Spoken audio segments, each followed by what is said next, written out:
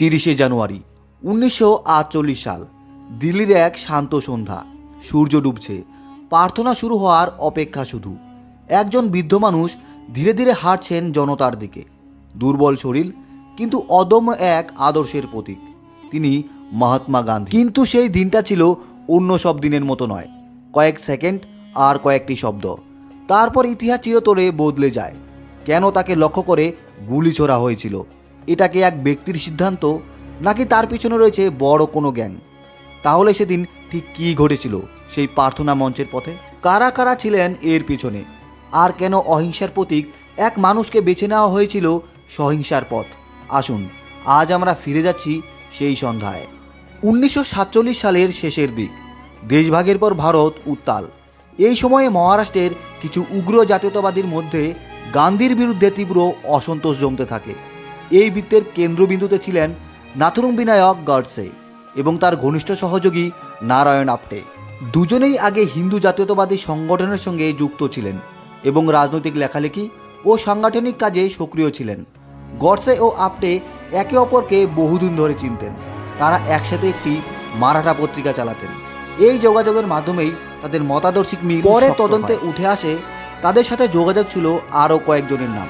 গোপাল গডসে, যিনি ছিলেন নাথুরামের ভাই, বিষ্ণু করকরে, মদনলাল পাওয়া। এরা বিভিন্ন সময়ে পুনে ও মুম্বাইয়ের আশেপাশে দেখা করতেন বলে আদালতে সাক্ষ্য হয়ে ওঠে। 20 জানুয়ারি 1948 সাল। দিল্লি তখন উদ্বেগে টকবক করছে। গান্ধীজি প্রতিদিনের মতোই বিড়লা হাউসের সন্ধ্যায় প্রার্থনা করছিলেন, খোলা বাগানে, মানুষের ভিড়ের মাঝখানে, কড়া নিরাপত্তা ছাড়াই। তদন্তে পরে উঠে আসে নাথুরাম গডসে ও নারায়ণ আপ্টে সহ একটি ছোট্ট দল দিল্লিতে আসে।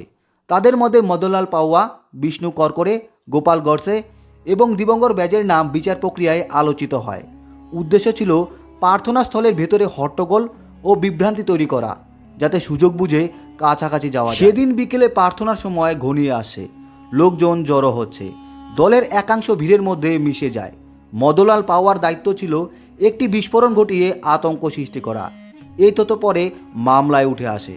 প্রার্থনা শুরু হওয়ার কিছু আগে একটি বোমার বিস্ফোরণ ঘটে।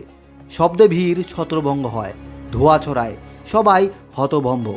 কিন্তু বিস্ফোরণটি গান্ধীর একদম কাছে নয়, তাই তিনি অক্ষত থাকেন। পরিকল্পনার মূল লক্ষ্য, অর্থাৎ বিশৃঙ্খলার সুযোগে সরাসরি হামলা, সেটা আর বাস্তবায়িত হয় না। হট্টগোলের মধ্যে দলের কয়েকজন সরে পড়ে। মদনলাল পাওয়া ধরা পড়ে যায়। জিজ্ঞাসাবাদে তার কাছ থেকে কিছু গুরুত্বপূর্ণ সূত্র মিলে, যা পরে বৃহত্তর ষড়যন্ত্রের তদন্তে সাহায্য করে। অন্যরা দিল্লি ছেড়ে লুকিয়ে পড়ে।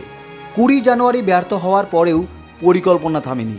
তদন্তের পর উঠে আসে নাথুরাম গডসে ও তার ঘনিষ্ঠ সহযোগী নারায়ণ আপ্টে দিল্লিতেই ছিলেন এবং পরিস্থিতি পর্যবেক্ষণ করছিলেন।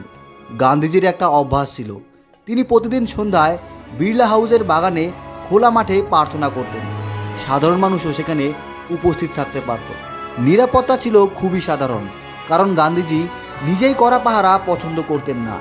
বিচার নথি অনুযায়ী এইবার সিদ্ধান্ত হয় ভিড় বা বিস্ফোরণের উপর নির্ভর করে নয়, খুব কাছ থেকেই সরাসরি আক্রমণ করা হবে।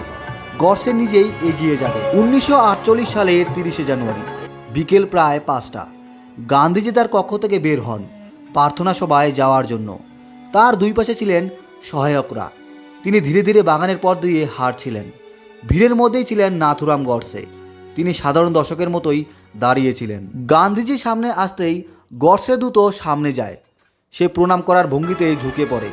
এতে প্রথমে কেউ সন্দেহ, তারপর খুব কাছ থেকে পিস্তল বের করে পরপর 3টি গুলি চালায়। সব কিছু ঘটে কয়েক সেকেন্ডের মধ্যে। চারপাশে আতঙ্ক, চিৎকার, দৌড়ঝাঁপ শুরু হয়। গডসে পালানোর চেষ্টা করেনি। ঘটনাস্থলে উপস্থিত লোকজন ও নিরাপত্তা বাহিনী তাকে ধরে ফেলে। গান্ধীজিকে দ্রুত ভিতরে নিয়ে যাওয়া হয়, কিন্তু অল্প সময়ের মধ্যেই গান্ধীজি মৃত্যুবরণ করেন। তো বন্ধুরা, এরকম আরও অজানা ভিডিও পেতে চ্যানেলটিকে অবশ্যই সাবস্ক্রাইব করুন, আর ফেসবুকে ভিডিওটি দেখে থাকলে পেজটিকে অবশ্যই ফলো করুন। তো দেখা হচ্ছে পরের ভিডিওতে। ধন্যবাদ।